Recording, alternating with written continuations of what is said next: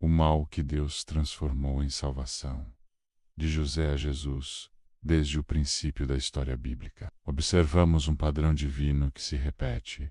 O ser humano, influenciado pelo mal, intenta o pecado. Mas Deus, soberanamente, transforma cada ato de injustiça em instrumento de sua vontade perfeita. Esse princípio está presente desde o livro de Gênesis, na história de José, e se cumpre plenamente na cruz de Cristo. O que parecia derrota se tornou vitória. O que parecia fim se tornou salvação. Se inscreva no canal, deixe seu comentário e compartilhe esse vídeo para que mais pessoas conheçam a profundidade dessa revelação bíblica.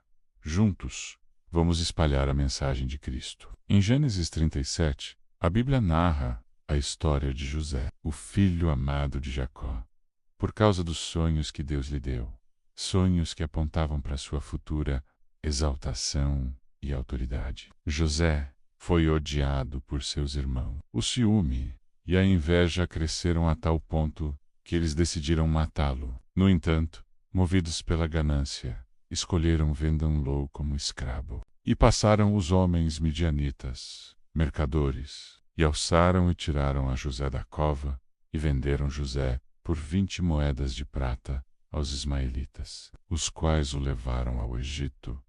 Gênesis 37, 28a. Traição de José é o primeiro retrato bíblico claro de alguém inocente, entregue nas mãos de homens maus, por interesse financeiro. José é separado de seu pai, levado como escravo e lançado em uma terra estrangeira. Tudo parecia indicar o fim de suas promessas, mas Deus estava conduzindo tudo. No Egito, José é injustamente acusado e preso. Mas dentro da prisão, ele interpreta sonhos e é elevado por Faraó à posição de governador do Egito.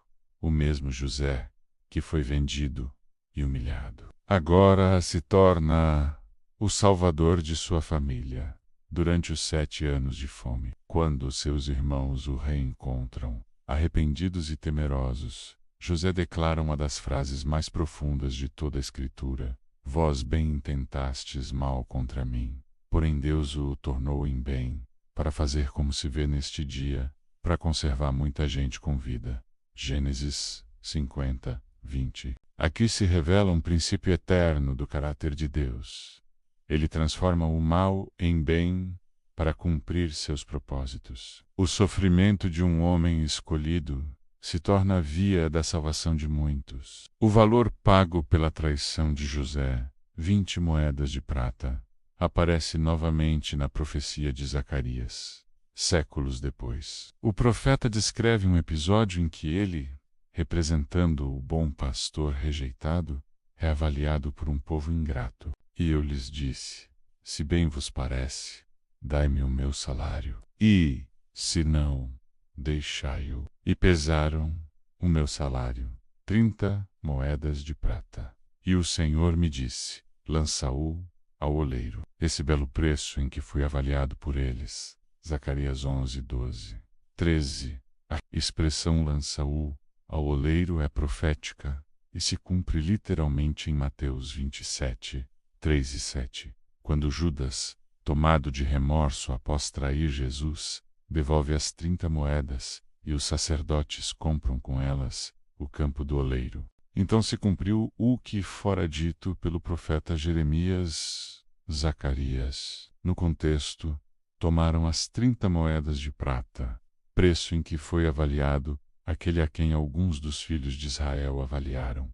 Mateus 27, 9. Essas 30 moedas de prata tinham um significado profundo. Em Êxodo 21 e 32, lemos que esse era o valor estipulado como indenização por um escravo morto. Se o boi ferir um servo ou uma serva, o dono pagará ao senhor dele 30 moedas de prata. Êxodo 21 e 32. Assim, tanto em José quanto em Jesus, a Bíblia apresenta a figura do servo traído por um preço de escravo. O símbolo é claro. Nós éramos os escravos, presos pelo pecado, indignos de redenção. Mas Jesus foi avaliado em nosso lugar. A história de José é uma sombra profética da obra de Cristo. Assim como José foi amado por seu pai e traído por seus irmãos, Jesus foi o filho amado do Pai, traído por um de seus discípulos. E Judas Iscariotes foi ter com os principais sacerdotes e disse: Que me quereis dar, e eu vo-lo entregarei? E eles lhe pesaram 30 moedas de prata. Mateus 26, 14, 15. José foi lançado em uma cova. Jesus foi lançado na sepultura. José foi injustamente acusado. Jesus foi condenado sem culpa. José foi exaltado à direita de Faraó. Jesus foi exaltado à destra de Deus. Ambos sofreram, mas ambos foram instrumentos da salvação de muitos. O que os irmãos de José e Judas fizeram com más intenções, Deus usou como caminho da redenção. Em Gênesis, a traição preservou a descendência de Israel. Em Mateus, a traição trouxe ao mundo a salvação eterna. Porque o Filho do Homem não veio para ser servido, mas para servir e dar a sua vida em resgate por muitos. Marcos 10 e 45. O Evangelho de Lucas registra um detalhe impressionante. Ora, Satanás entrou em Judas, chamado Iscariotes. Lucas 22, 3. O inimigo agiu com a intenção de destruir o Filho de Deus. Mas Deus, em sua sabedoria eterna, permitiu que o próprio ato de rebelião de Satanás se tornasse um instrumento de sua derrota. Paulo revela essa verdade espiritual em Colossenses 2 e 15. E despojando os principados e as potestades, os expôs publicamente, e deles triunfou em si mesmo, na cruz.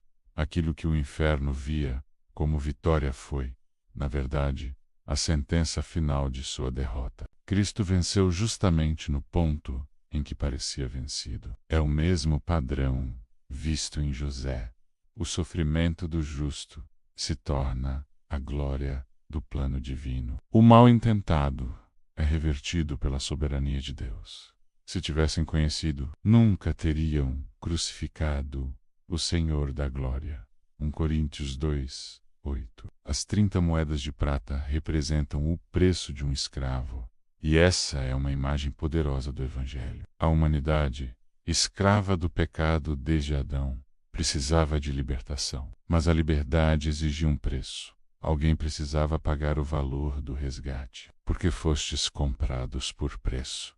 1 Coríntios 6 e 20. Não foi com coisas corruptíveis, como prata ou ouro, que fostes resgatados da vossa vã maneira de viver, mas com o precioso sangue de Cristo, como de um cordeiro imaculado e incontaminado. 1 Pedro capítulo 1, versos 18 e 19. O próprio Deus, em Cristo, pagou o preço da nossa escravidão. A traição de Judas, as moedas de prata e a cruz fazem parte de um mesmo plano, o plano eterno da substituição. Jesus tomou o nosso lugar como servo sofredor, como profetizado por Isaías, mas ele foi ferido por causa das nossas transgressões e moído por causa das nossas iniquidades. O castigo que nos traz a paz estava sobre ele, e pelas suas pisaduras fomos sarados. Isaías 53, 5. Servo de Isaías 53. É o mesmo que José prefigurou. O justo humilhado, que através do sofrimento salva os injustos. Quando José disse, Deus o tornou em bem, ele não estava apenas descrevendo um episódio pessoal, mas um princípio eterno da providência divina. Deus age sobre o mal sem ser o autor do mal, e o converte em instrumento do seu propósito redentor. Esse mesmo princípio culmina na cruz. A maior injustiça da história, a morte do Filho de Deus, tornou-se o meio da salvação de todos os que crerem. Sabemos que todas as coisas cooperam para o bem daqueles que amam a Deus, daqueles que são chamados segundo o seu propósito.